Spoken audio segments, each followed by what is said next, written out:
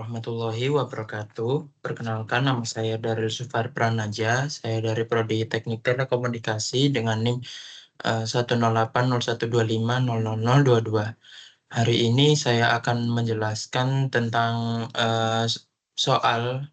pembahasan soal materi fisika soal UAS kemarin. Jadi izin saya merecord dulu. Share dulu.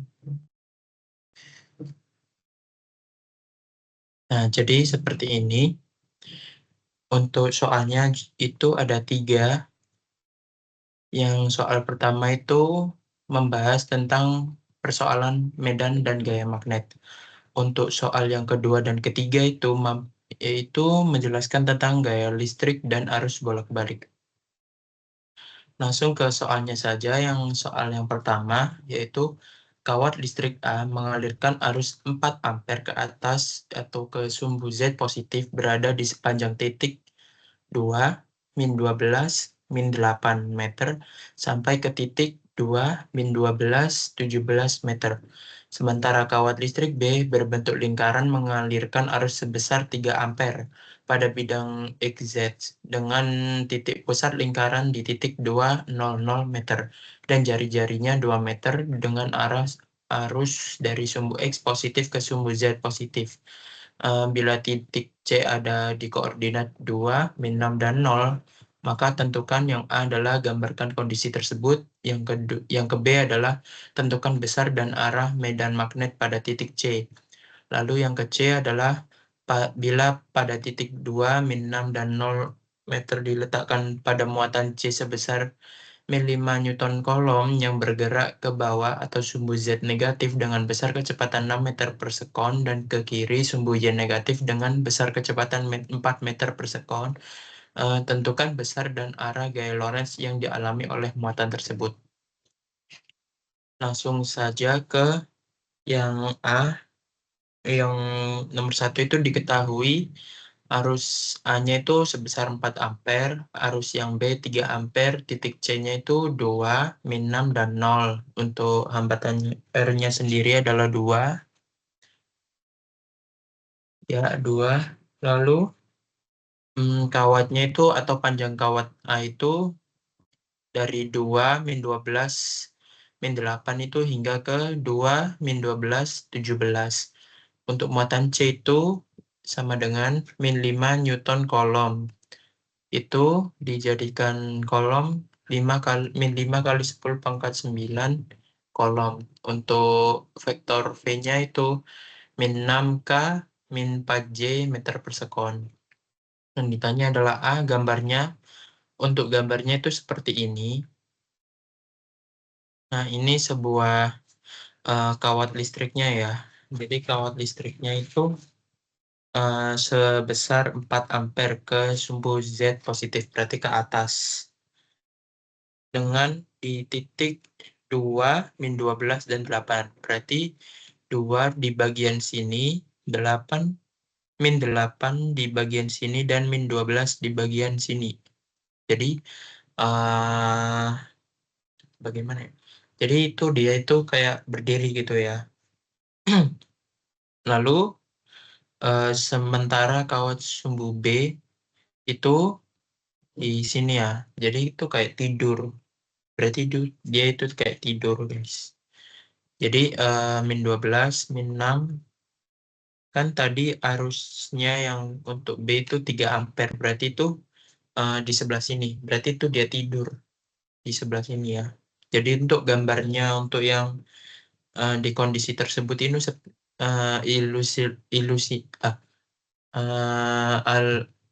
ilusinya seperti inilah. Jadi seperti itu. Langsung saja yang ke B itu menentukan besar dan arah medan magnet pada titik C. Berarti seperti ini untuk perhitungannya. Jadi untuk gambarnya itu berarti itu dia ditidurkan. Untuk kawatnya itu seperti ini ya. Kawatnya itu seperti ini. Itu tadi kan yang paling belakang itu kan 8 sama 17. Berarti itu kalau dibalik itu berarti atau ditidurkan, berarti itu kan tadi itu min 8 sama 17. Nah, dia itu ditidurkan setelah dari bangun, dia itu ditidurkan, guys. Jadi yang 17 itu jadi min, yang 8 itu jadi positif. Gitu. Jadi seperti ini. Lalu untuk sumbunya itu ada dua. Yang pertama itu alfa 1 dan alfa 2. Nah, untuk sendiri untuk arusnya itu 6. Kalau nggak salah ini ya. Lalu yang di bagian sini itu di alfa 1 itu yang belum diketahuinya kan itu sudut samping ya. Jadi sudut samping kita cari, dan di alfa 2 juga di sudut sampingnya juga. Berarti kita cari terlebih dahulu untuk sudut alfa 1-nya itu berarti R1. R1 itu berarti 6. Ini menggunakan rumus Pythagoras ya. Jadi 6, di sini 6 dan 17. Berarti oh maaf, 6 dan 17 di sini maksudnya, yang di sini. Berarti 6 dikuadratkan ditambah min 17 dikuadratkan, berarti 36 ditambah 289. Hasilnya itu akar 325 diakar menjadi 18,03. Untuk yang R2 itu di bagian depan, belakang, dan depan. Jadi 6 kuadrat plus 8 kuadrat diakarkan, dihitung, berarti 36 plus 64, berarti hasilnya adalah akar 100. Akar 100 itu berarti 10. Nah, lalu di sini adalah sin alfa 1 dan alfa 2. Nah, jika sin alfa 2 itu berarti 8/10. 8 itu maksudnya di bagian sini dan sini. Nah, kita ketahui sin itu berarti depan dan miring. Berarti di sini sin untuk sin alfa 2 itu depannya itu 8. Sin de itu depan, untuk mi itu miring. Berarti mi-nya kan sudah diketahui 10, berarti 8 kita sederhanakan, 4/5 jadinya 0,8. Begitu pula di sin alfa 1. Berarti sudah diketahui kan, berarti depan dan miring. Depannya itu min 17, miringnya itu sudah diketahui 18,03, hasilnya min 0,94. Lalu kita mencari medan magnetnya, besarnya itu untuk yang A, berarti di titik A. Itu rumusnya seperti ini, dia itu menggunakan rumus mu 0 I per 4 pi A, sin alfa 2 dikurangi sin alfa 1 dikali min I vektor min I. Ya. Jadi kita substitusikan sama dengan 4 pi kali 10 pangkat min 7 dikali 4 per 4 pi kali 6. Ini coret-coret. Lalu sin alfa 2-nya kan sudah diketahui 0,8 dan sin alfa 1-nya itu 0,94 pi. Jadi kita langsung dimasukkan 4/6 kali 10 pangkat min 7 I dikali 1,74 dikali min I. Yang hasilnya 1,16 kali 10 pangkat min 7 I. T. T itu berarti Tesla. Nah, untuk yang titik B itu rumusnya seperti ini, mu 0I per 2, yaitu dikali R kuadrat per dalam kurung R kuadrat ditambah A kuadrat dipangkatkan 3/2 dikali min J. Lalu di sini langsung kita substitusikan 4 pi kali 10 pangkat min 7 dikali 3/2. Ini coret-coret sisa 2. Di sini R-nya itu 2. 2 dikuadratkan sesuai yang di sini ya.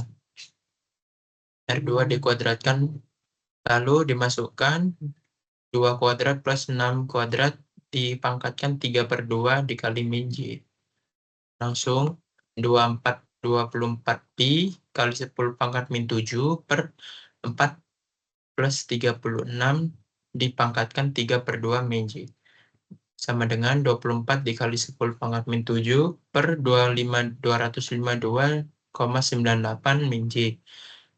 Yang hasilnya itu langsung 75,4 dikali 10 pangkat min 7 per 252,98 min J itu sama dengan 0,3 dikali 10 pangkat min 7 J Tesla.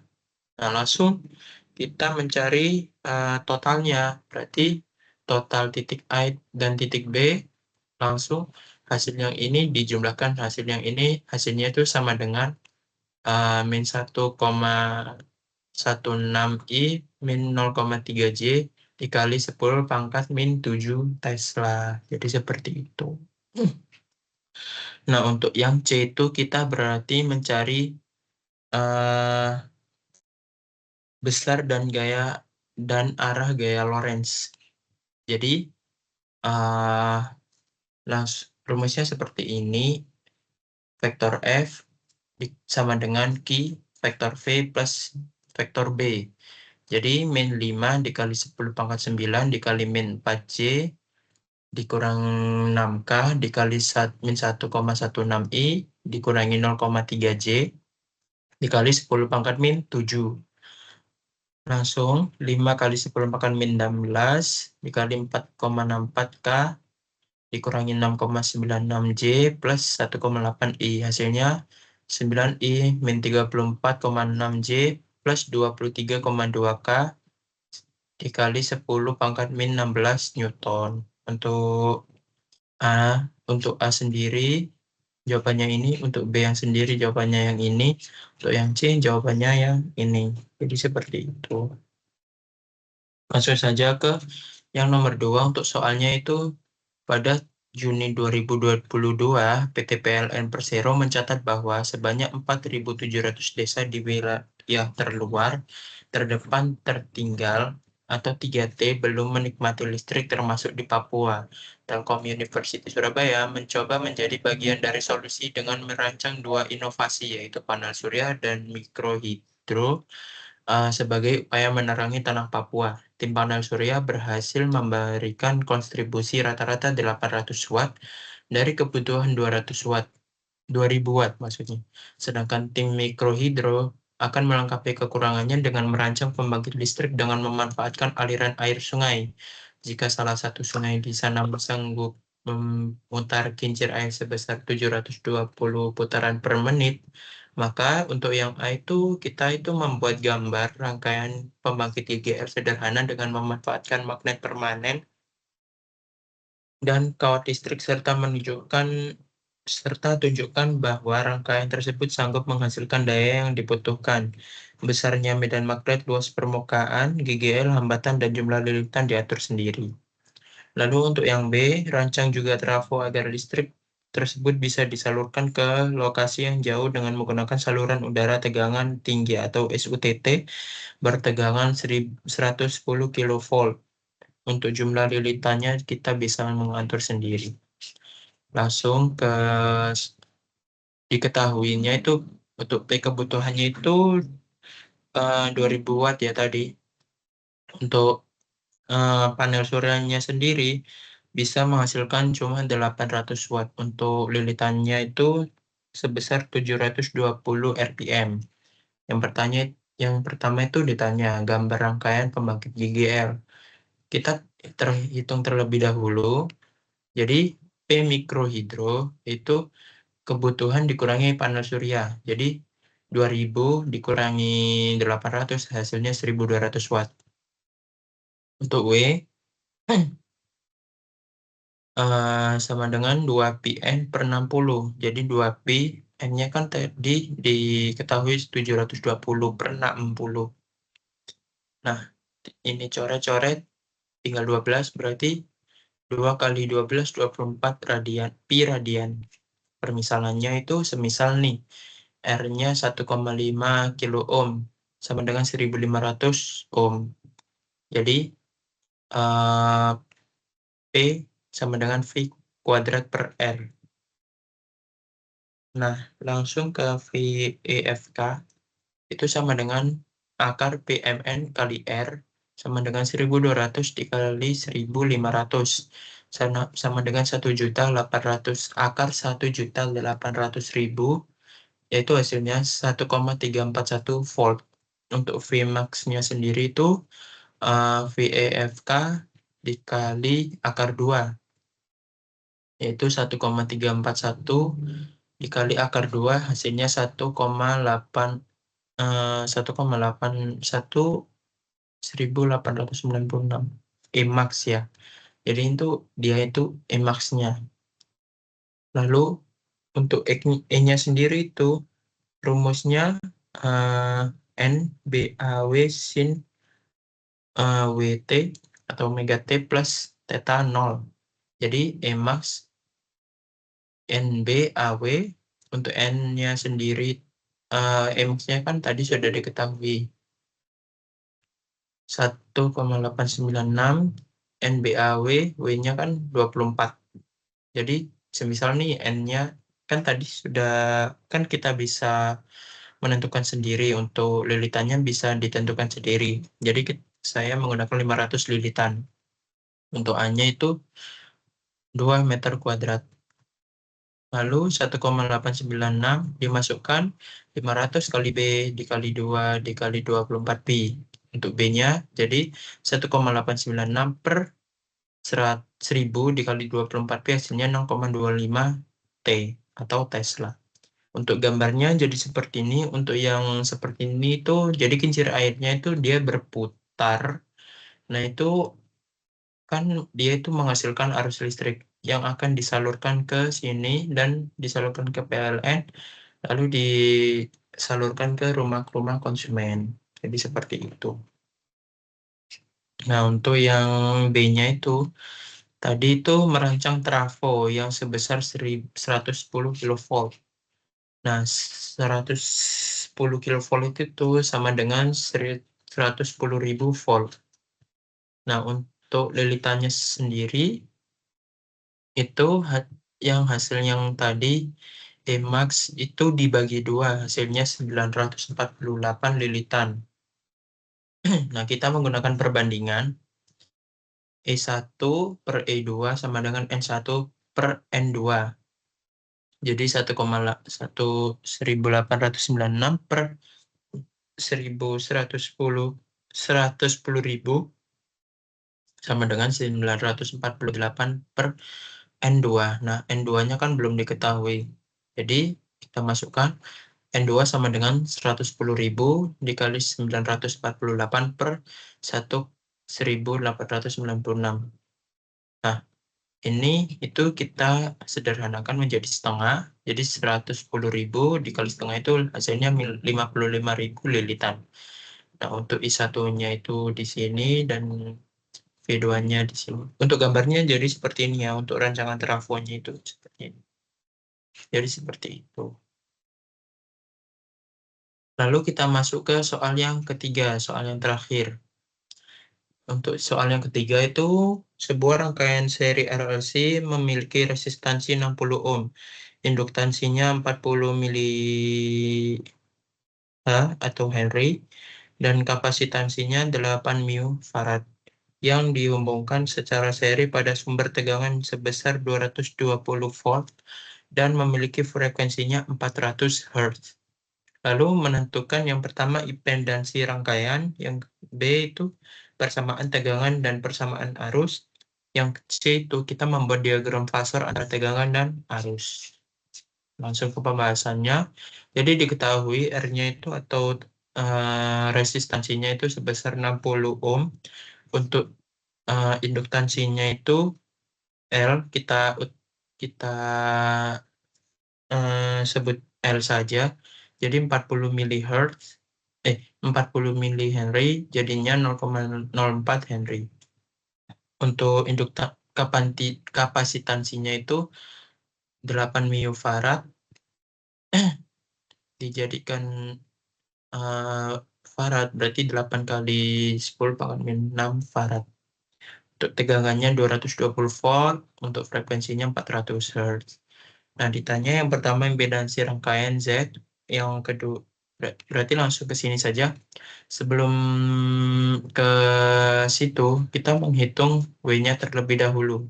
Berarti 2πf sama dengan 2P dikali 400. Kan F-nya tadi 400. Berarti 2Pi itu berarti 2 kali 400, 800 dikali 3,14 hasilnya di 2513,27 radian per second. Untuk XL-nya sendiri itu sama dengan WL. Jadi sama dengan 2513,7 dikali 0,04 hasilnya 100,53 ohm. Untuk X-nya 1 per WC atau omega C. Untuk omega C-nya itu tadi sudah diketahui 2513,7